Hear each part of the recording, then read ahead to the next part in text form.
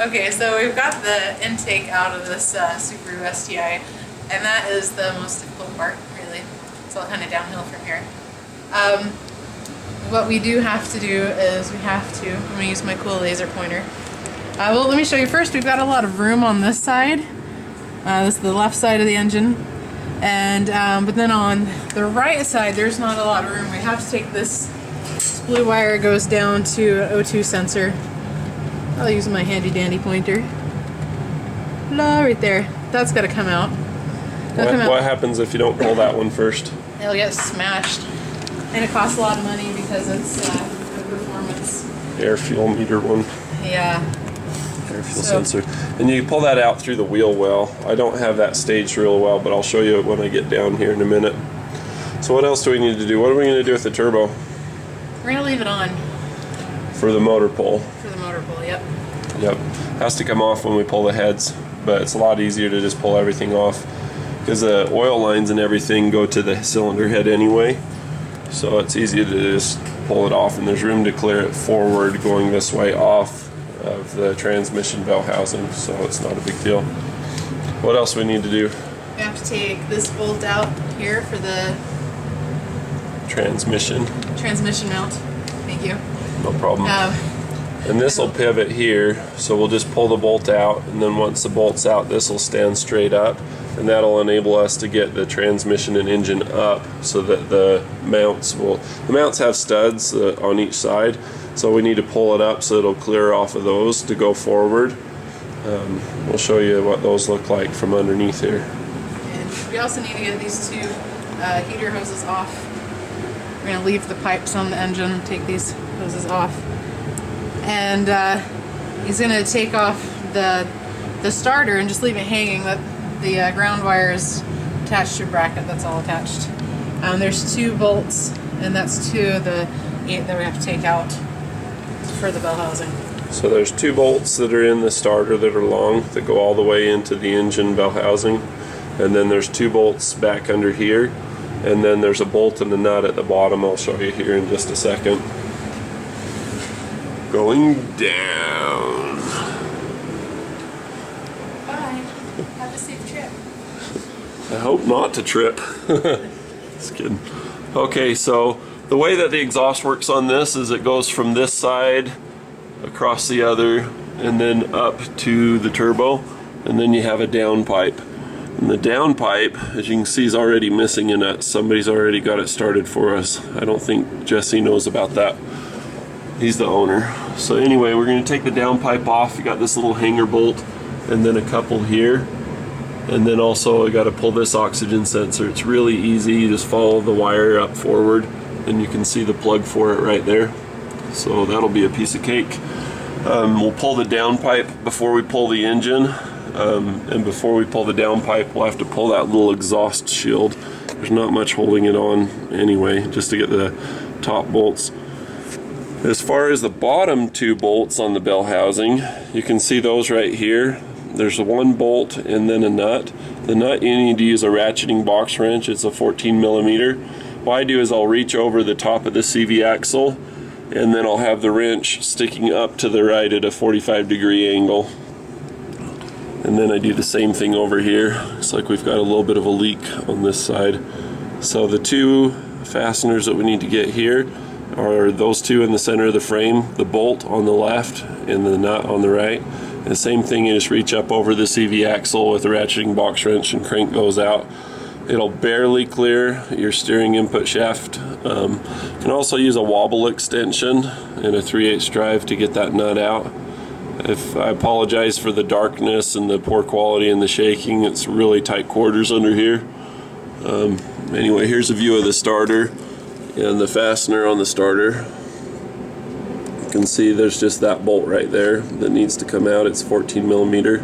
Looks like it's actually been out before. And then there's the underside of the cooling lines. So it's not super technical. I'm going to show you the motor mounts. The motor mounts have nuts on them. See if I can get that in the frame there. There we go. So you have these underneath, and you've got an alignment stud, and then it's also a nut. So when you go to pull these out, you have to lift everything up to get it to clear. so you'll need to support the transmission. I like to support it in the middle on this part right here, because it's just takes the weight so well. It's such thick aluminum. You got all these, you know, parts coming together. Don't do it by the little pan. But yeah, anyway, just jack that up a little bit once you get your motor mount undone, and then support it with a jack stand. And what that does is that raises these studs here up high enough to where they'll come out. I've got a video on how to pull the Subaru motors out. You want to have that supported, because when you go to put the motor back in, you want to be able to go straight onto the shaft and not be hitting these studs here on the front side there. So there's the front view of the motor mount. So if you don't have it, when you go to stab it back on, you'll just hit your studs on this when you're trying to stab the input shaft to the clutch. So we've got the downpipe removed, and I've got all of the bolts off except for this one back here. I leave that one in until I set my jack stand, and then I put it down. So that way the engine weight's hanging on that instead of, and on the alignment dowels instead of on the input shaft of the transmission. Helps keep the stress off. So we just start jacking it up. You go up, wiggle a little if you need to, if it gets stuck. I have this removed, as I said before, just make sure that that slides up. I don't really tighten the loose in the back one, it's not needed. Just go up, watch your brake lines and stuff on the back side here. You don't want to pinch or mess those up. So you just get it up to where you're pretty high, about as high as you're going to get. And then I go underneath, and I set that jack stand where I had mentioned before.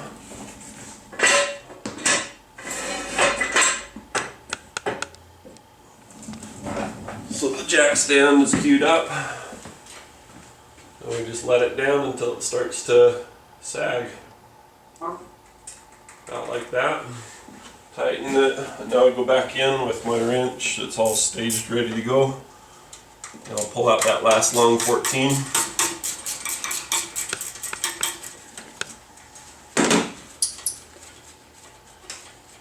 At this point, you want to start to separate the bell housings from the transmission and engine.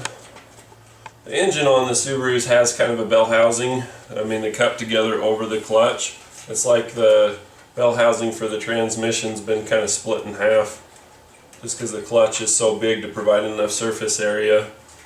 You know. Now I've got this big long bolt out. We'll set that aside. So now I'll grab it by the front, kind of wiggle it, shake it a little bit to get it to start to separate. Of course, this one, because I'm trying to film it live, is going to be a pain, and you'll find that yours probably will be too, so it's probably a good thing to leave in there. So next up, I'm going to get a pry bar and a screwdriver, and there's a big ear right here where the number is stamped, right by the starter housing. So I'll take a screwdriver, just kind of line that up right on the mark. Get some vibration to it. If I can get it. What I'm trying to do is I'm not trying to cut or penetrate or whatever. I'm trying to ring the whole thing. I'm trying to get the whole thing to just kind of vibrate. That breaks up the rust. Another good thing to do, given that this one is as stuck as it is take some PB Blaster and send it down both sides. Let that start to work in.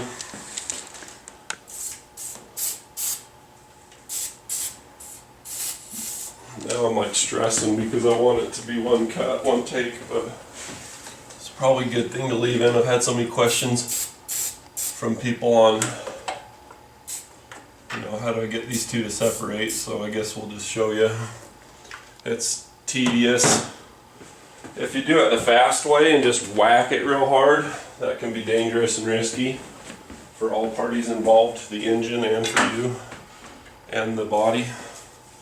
So we're just going to kind of take it easy, take it slow. But the goal is to get a little bit of spread, and once you get a little spread, it just gets contagious and goes all over. See, it's kind of opening up now. It's easy to see from my perspective. See, there's a big old cavity between the two now. Let go of my screwdriver. Greedy little sucker. So we're taking it off the alignment dowels. Now I'm going to give it some more weight. Lower it down just a little. Either lower it down or raise it up, one or the two. Just figure out what it needs and give it to it so that it's parallel, so that they'll kind of work apart. If I was grabbing them, if I had the hands big enough, I'd go like this to work them apart. So you'll have to do that with your engine crane, obviously. This side's happy to come apart. And be careful, because you don't want to go too fast and hit against the condenser. The guy that was working on this before me, he chewed it up a little bit. I'm going to see if I can prevent further damage.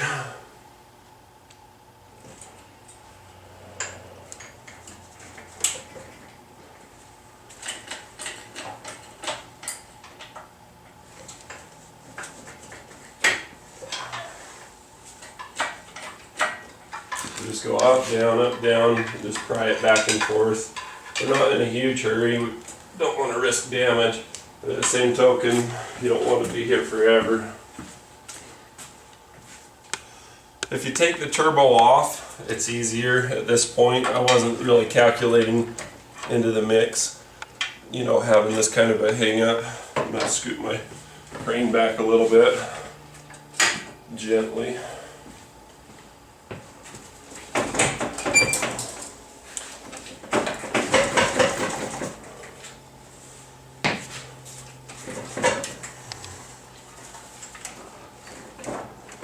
There are a couple of studs that go down the bottom corners, and you have to really satisfy those to get it out, because they're stuck in there, so you can only go so far. It doesn't want to come back.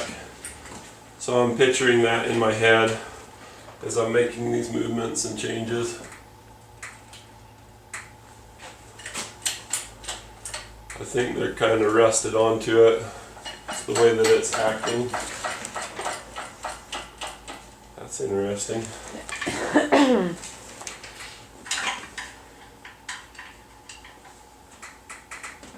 going to do a visual underneath and make sure that I've got everything cleared in terms of my motor mounts.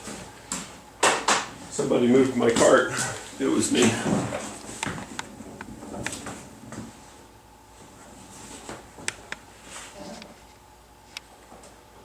Yeah, they're still stuck all the way on there.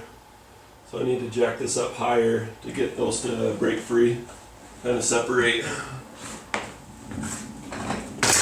Whoa! That's really out there, isn't it? Sorry, folks. So my motor mount is cleared on this side.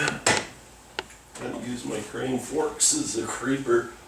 Check my other side, looks good. So what I have right now is the top part of the engine separating happily, but the bottom part's still really stuck on there. So I need to come one link of chain further this way so that I get the right angle. Lower it down, reposition, and then take it back up, and then leave a bunch of stress so that that bottom part will come out. Leave it like this. Get in there behind.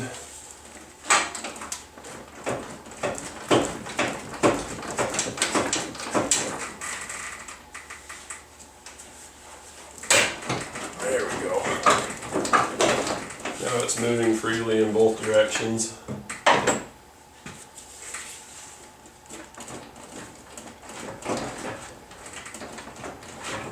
So now it's just the input shaft, so I'm going to lower it back down again. So the weight's about even, so I don't want to stress out the input shaft. I just want that side off. And it's time to put a pad or a board or cardboard or something in between there so that I don't hit it hard.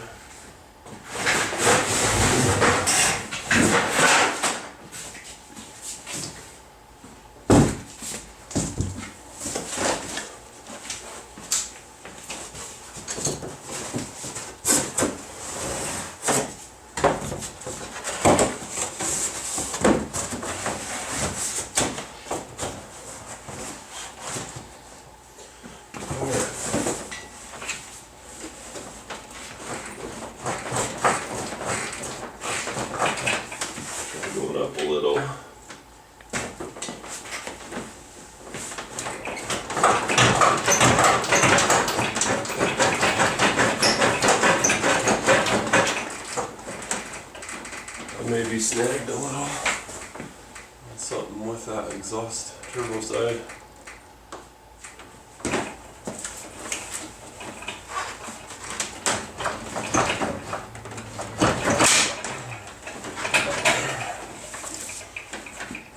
Poked a hole in my cardboard pretty good.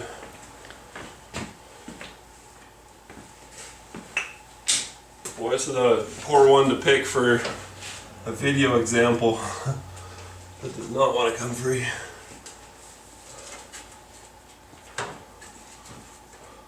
You can see why we've got everything pulled out of the way with the power steering, air conditioning, and that O2 sensor being removed from the last video.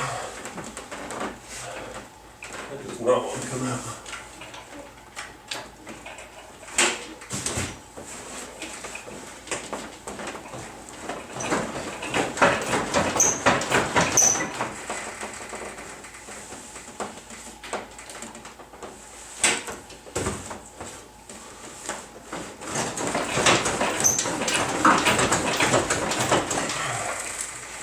This back of here. You just gotta be careful when you do come free that you don't come into the condenser. It's this much weight, it can really make a dent.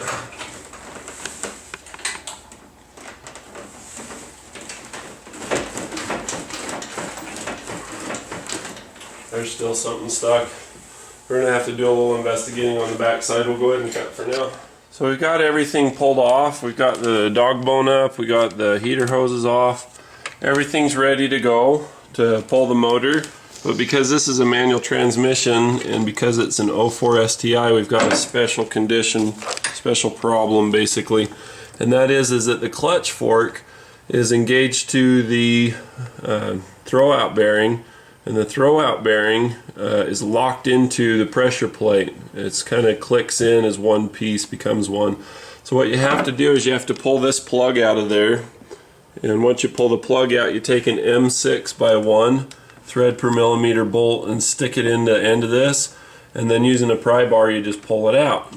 So once that's pulled out, basically then you can pull the engine out, because otherwise it'll just max out against, it'll hold the whole engine by the fork and the throwout bearing against the springs of the pressure plate. I'll show you once it's out. Okay, so we've got everything torn apart. We've got the two halves to split. I did that by prying on this side and spraying a lot of penetrating oil down both sides of it, especially where those little steel alignment dowels go through the aluminum of each side. So we got everything ready to go. And then because this is in an automatic transmission, there's a little sight window that you see here. Spanky, can zoom in on that. No. So this sight window will enable you to get your flex plate bolts pulled out, and you have to rotate it. You have a wrench and you rotate it, pull all the bolts out, and use an impact gun even. But on a manual transmission, you have to pull this big long dowel out. You can see it's got a slot, and I've got a M6x1 like I explained before. You got to pull this all the way out of the clutch fork, and the reason being is that it's got that Isuzu style throwout bearing that's attached inside the pressure plate, and so it's not going to come off for anything unless you pull that out. When you pull that out, it enables this to come apart. So without further ado, let's pull it apart. Just slide it back. And then I'll take my foot and push the engine crane back a little, pull a little more, and then you'll need to jack up so you can maintain your angle. Just lift it until you start to see the bell housing start to rise. And of course, the bell housing of the transmission is being supported by a jack from the backside to give us enough height to get the studs of the motor mounts to clear.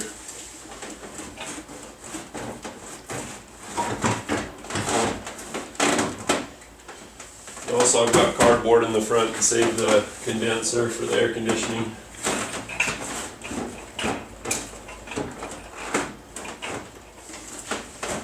Alright, so we'll start to lift it up. Watch the center. This one wants to creep this way, so I keep having to pull the jack to this side. That clutch fork is still giving fits. It's not my favorite clutch fork setup. They go in easy because it just kind of quick connects, spring loaded. really don't like that style, but that's what it's got.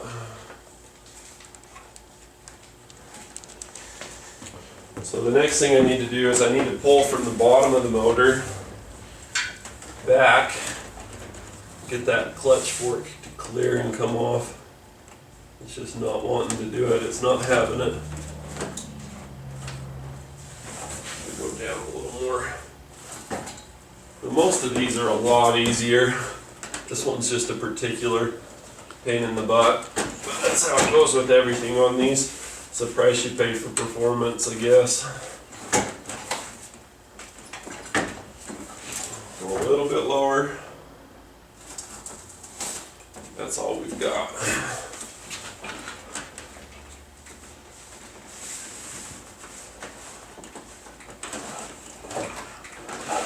So if you struggle, don't feel bad.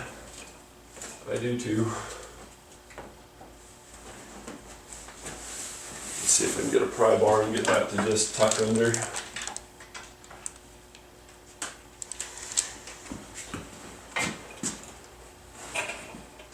We're just watching some funny videos. We got downright emotional trying to figure out why this wouldn't come out here a minute ago. This one's a little bit new to me.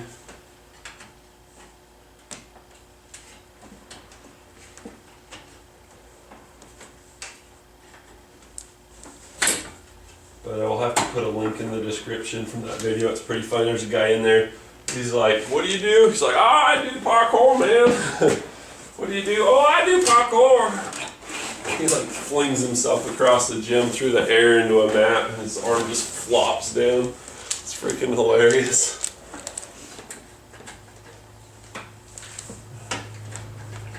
Alright, it seems like we're clear, but I'll tell you what, we're not.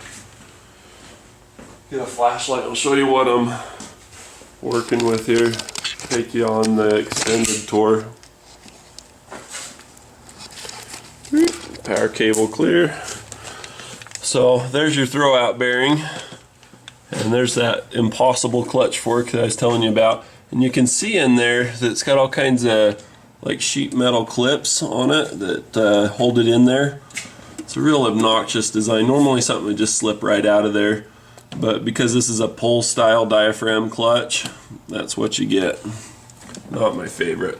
So anyway, we're gonna mess around with that a little bit. You should be able to pull the fork up and out from that. I'm gonna push the transmission forward and I'll get that pulled.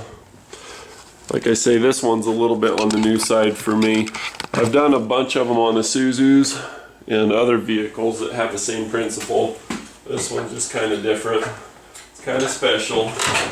Would definitely ride the short bus.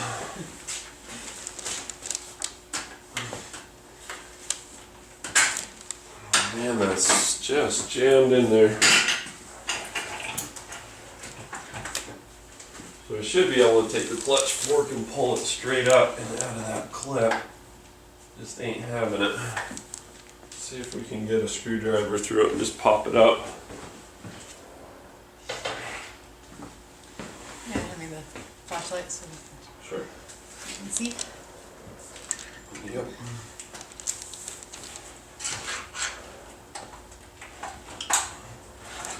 So you look at that and you just tell yourself, that should just pop off. And yet it doesn't. See that?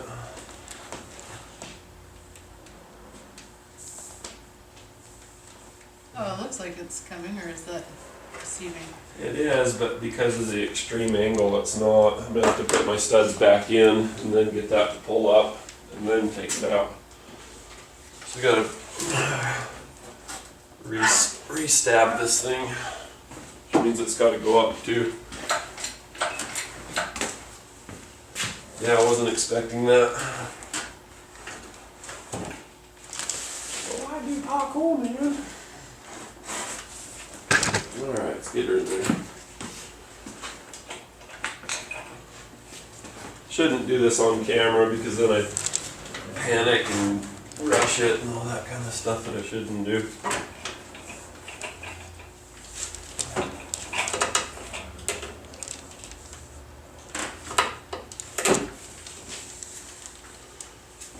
Alright. Down just a hair, going down, watch your fingers. Should be in one. Chain link to the other side.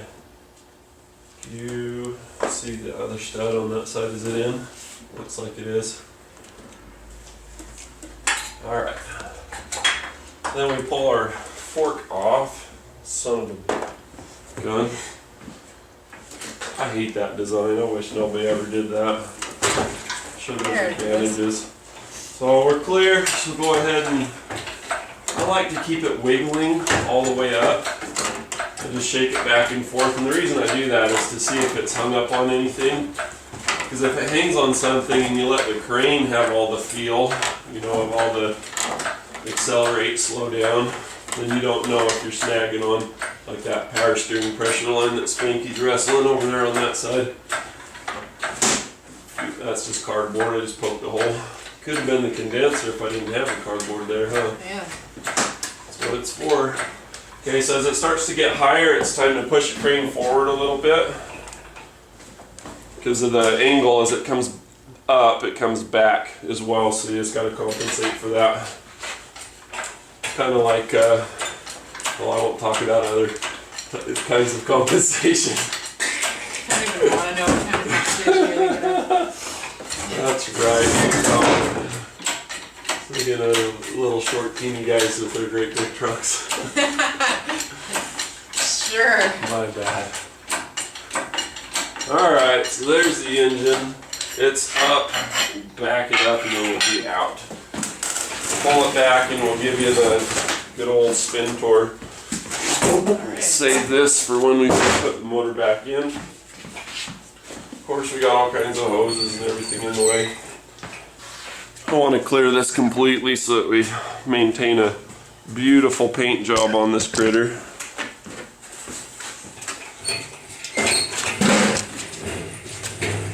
Normally I don't move the crane around in the up position, but in the interest of cinema,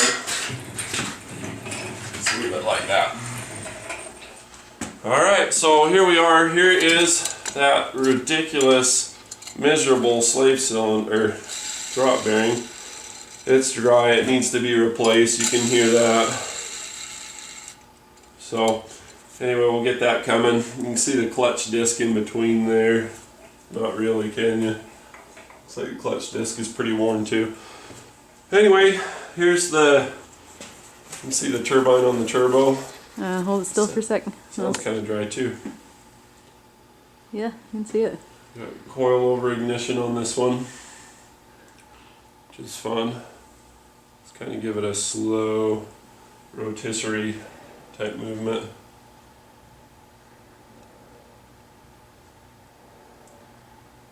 It's funny how you can have it be so much like every other Subaru you've ever seen, but have so much more power because of the turbo and the way that it's plumbed.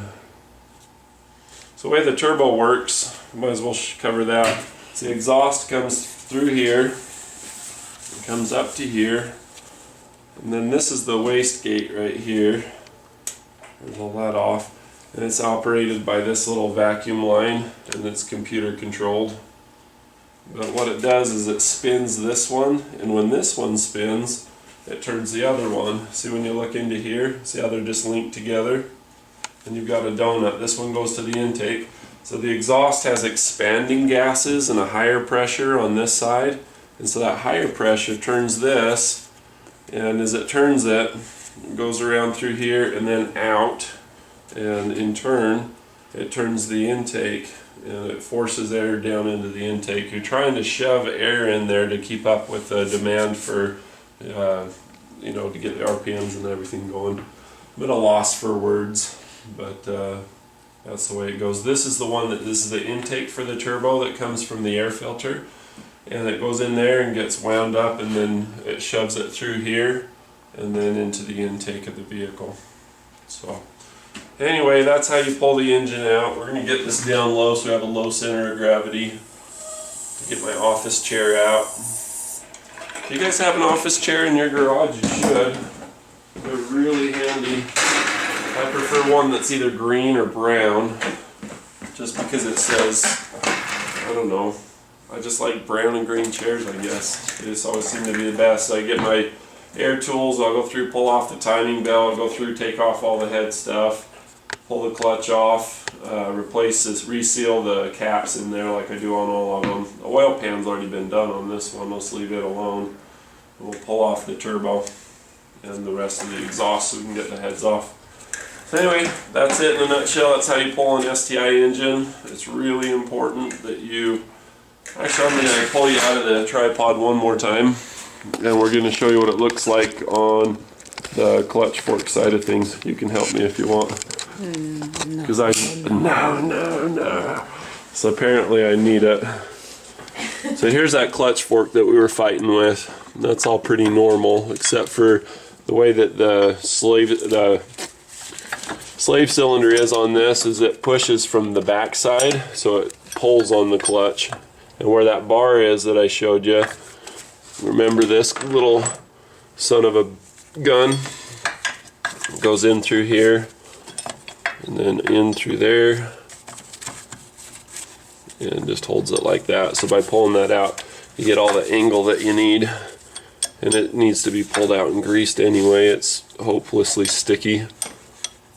And then there's just a little cotter pin in here. So when you go to put this in, what I would recommend, so that it goes in all the way and holds properly, is take a paint pen and mark the paint pen the same direction as the end of this so that you get your cotter pin, because this has to be horizontal.